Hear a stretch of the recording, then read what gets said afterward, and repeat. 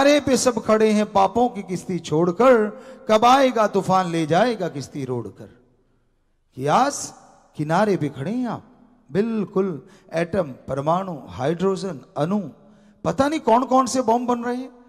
कुछ एक तो निगाह में आ रहे हैं, कुछ हो सकता है निगाह में ना आ रहे हो, चुपके चुपके बनाए जा रहे हो। बैक्टीरिया वायरस का अटैक हो रहा है। अब तो आप इस पे यकीन करेंगे, बहुत भयानक हो चुका है। हमारा मानना यह है कि आदमी की भूल भी हो सकती है और ये एक इनडायरेक्टली अटैक भी हो सकता है, कुछ भी हो सकता है। ये कलयुग की दुनिया है, क्या पता आजमाया गया हो कि ये कम भयानक है, इससे भी भयानक वायरस पैदा कर रखे हो, बैक्टीरिया पैदा कर रखे हो। संभव है ना, जब ये फैल सकता तो क्या पता और तेजी से फैलते हो।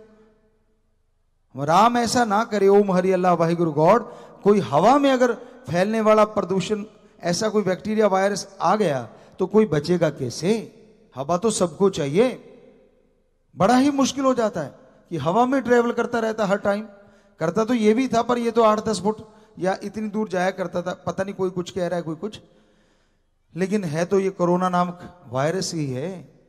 कितनी इससे समाज में घात हुआ है। एक तरह का घात नहीं हुआ, बहुत तरह का घात हुआ है। सामाजिक घात हुआ है, मानसिक घात हुआ है और शारीरिक घात हुआ है।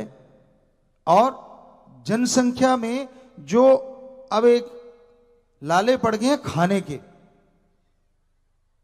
कहने का मतलब अर्थव्यवस्था वो भी पूरे वर्ल्ड में डाउन हो गई है बहुत हद तक, पूरी दुनिया में।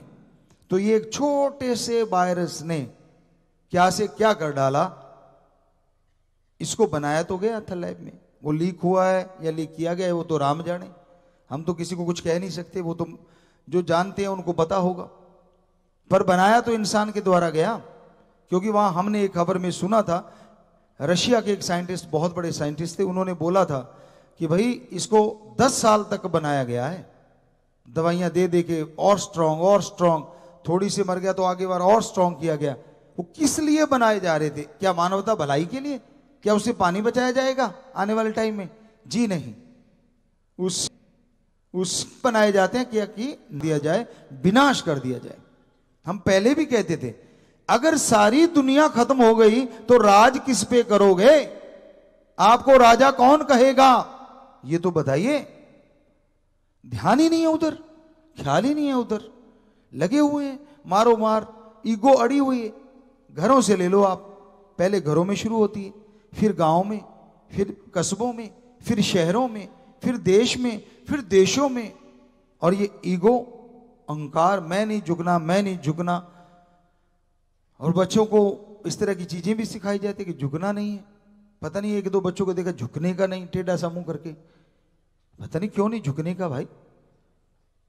अब राम के आगे क्यों नहीं झुकने का? ओम हरि अल्लाह वाहिगुरु के आगे क्यों नहीं झुकने का? किसने रोका है? ये तो बड़ी अजीब शिक्षा है। किस लिए नहीं झुकने का? क्योंकि हमारे धर्मों में तो दीनता, नम्रता का पाठ पढ़ाया गया है।